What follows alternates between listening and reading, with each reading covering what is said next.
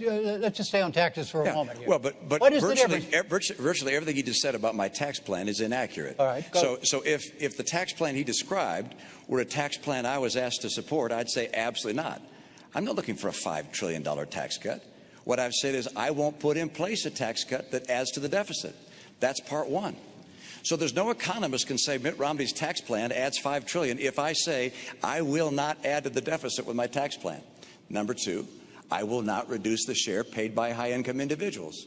I know that you and your running mate keep saying that, and I know it's a popular thing to say with a lot of people, but it's just not the case. Look, I got 5 boys.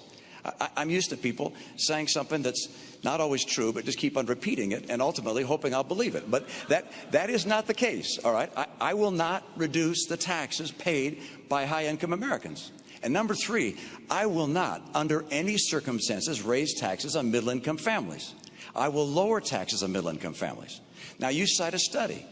There's 6 other studies that looked at the study you described and say it's completely wrong. I saw a study that came out today that said you're going to raise taxes by $3,000 to $4,000 on middle-income families. There are all these studies out there. But let's get to the bottom line. That is, I want to bring down rates. I want to bring the rates down, at the same time lower deductions and exemptions and credits and so forth, so we keep getting the revenue we need. And you think, well, then why lower the rates? And the reason is because small business pays that individual rate.